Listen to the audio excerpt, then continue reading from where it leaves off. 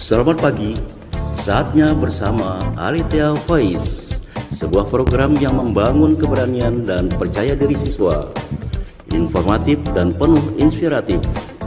Ajang menyampaikan pendapat, kreasi, dan ekspresi, dipandu oleh Bapak Ibu Guru yang berkompetensi di bidangnya. Selamat mengikuti.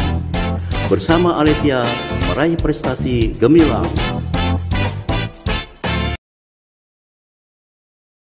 Shalom, selamat pagi. Saatnya bersama Alethea Voice, sebuah program yang membangun keberanian dan percaya diri siswa, informatif dan penuh inspiratif. Ajang untuk menyampaikan pendapat dan kreativitas. Bagaimana kabarnya pagi hari ini? Semoga sehat dan penuh semangat ya. Pak Andri akan menemani kalian selama beberapa menit ke depan. Tentunya dalam program kesayangan kita, kreasi dan ekspresi. Kali ini peringatan Hari Pahlawan 10 November 2021 dengan jargon pahlawan di hatiku. Insinyur Soekarno dalam pidatonya menyampaikan, jangan sekali-kali meninggalkan sejarah, yang lebih dikenal dengan singkatan jas merah. Karenanya, kita tidak boleh meninggalkan atau melupakan jasa para pahlawan yang rela berkorban jiwa dan raga dalam memperjuangkan kemerdekaan Indonesia.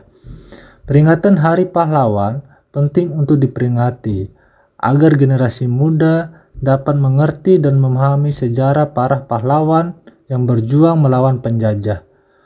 Walaupun sulit untuk sepenuhnya dihafal, tapi paling tidak kita dapat mengambil pelajaran dari sikap dan komitmen para pahlawan. Tanpa basa-basi, langsung saja kita akan dengarkan pemenang program membaca biografi pahlawan nasional yang akan disampaikan oleh siswa-siswi kelas 7A SMP Kristen Alethea Ampenan. Selamat mendengarkan. Shalom, saya Arum, kelas 7A absen 21. Hari ini saya akan membacakan biografi tokoh pahlawan nasional Kiai Haji Ahmad Dahlan. Kiai Haji Ahmad Dahlan adalah seorang dari sekian banyak pahlawan nasional yang dimiliki oleh bangsa Indonesia. Beliau merupakan tokoh pejuang gerakan nasional di bidang pendidikan dan agama pada masa pemerintahan kolonial Belanda. Ia dilahirkan pada tahun 1868 di Kauman, Yogyakarta. Beliau adalah anak keempat dari 7 bersaudara Kiai Haji Abu Bakar, seorang khatib Masjid Agung Yogyakarta. Menurut silsilah, Kiai Haji Abu Bakar merupakan keturunan dari Maulana Malik Ibrahim, Syekh Magrihi, salah satu dari Wali Songo. Semasa kecilnya, beliau bernama Muhammad Darwis. Pada tahun 1883, dalam usia 15 tahun, Muhammad Darwis berangkat ke Tanah Suci Mekah dan tinggal di Mekah, serta belajar ilmu agama pada Syekh Ahmad Khatib. 5 tahun di Mekah, akhirnya ia kembali ke Yogyakarta dan mengganti namanya menjadi Kiai Haji Ahmad Dahlan.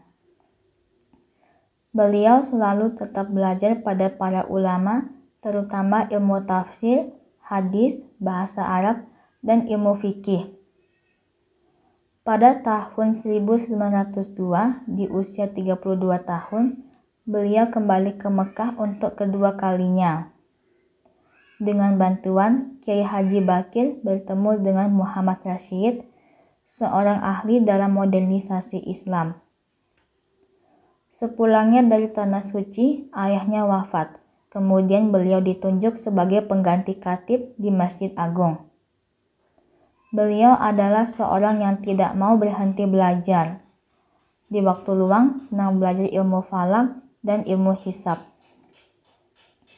Beliau menikah dengan Siti Walidah, sepupunya sendiri, yang kemudian menjadi tokoh Aisyiyah dan dikaruniai 6 orang anak, dan 2 anak lagi dari istri lain.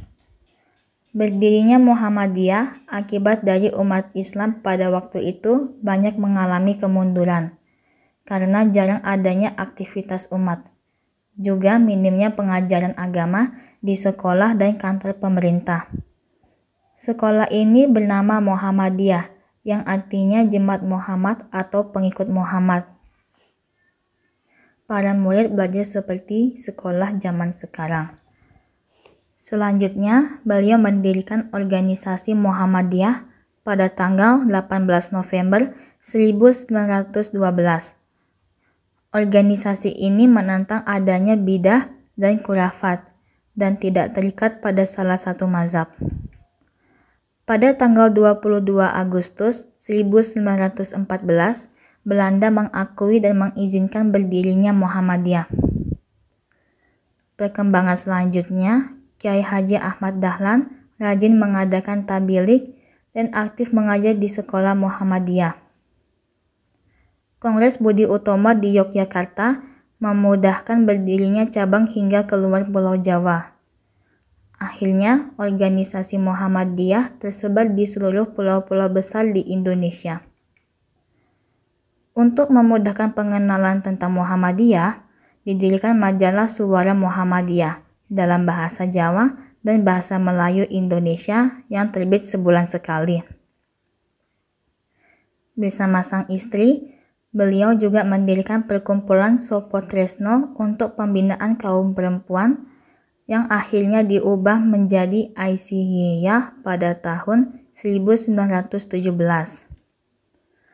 Organisasi ini bergerak di bidang dakwah, pendidikan, dan sosial. Mengenai emansipasi wanita, Muhammadiyah lebih menekankan keserasian dalam keluarga sesuai fungsinya masing-masing. Selain itu, beliau juga memperhatikan kaum muda dan berdirilah Hizbul Waton Pembela Tanah Air, yaitu organisasi kepanduan pemuda Muhammadiyah. Dari Hizbul Waton ini lahirlah tokoh nasional seperti Jenderal Sudirman, Jenderal Soeharto, dan Jenderal Basuki Rahmat. Kiai Haji Ahmad Dahlan wafat pada 17 Rajab 1340 Hijriah atau 23 Februari 1923 dalam usia 55 tahun. Beliau dimakamkan di Karangkajeng Megasari, kira-kira 2,5 km tenggara kota Yogyakarta. Untuk menghormati jasa-jasanya, pemerintah Republik Indonesia mengangkat secara resmi sebagai pahlawan kemerdekaan nasional berdasarkan Surat Keputusan Presiden Republik Indonesia nomor 657 tahun 1961 tanggal 27 Desember 1961. Demikian biografi Kiai Haji Ahmad Dahlan. Terima kasih. Wah, keren-keren ya. Kreativitas anak-anak dalam membaca biografinya. Anak-anak SKA memang hebat-hebat. Tanpa terasa, waktu yang disediakan telah habis. Itu berarti kita sudah berada di penghujung program, maka usai sudah tugas saya menemani kalian semua dalam program kreasi dan ekspresi. Saya, Pak Andri, selaku pembawa acara, mohon undur diri. Terima kasih atas perhatiannya dan mohon maaf atas segala kesalahan dan kekurangannya. Selamat pagi, salam, dan sampai jumpa. Tuhan memberkati. Bersama SKA meraih prestasi gemilang.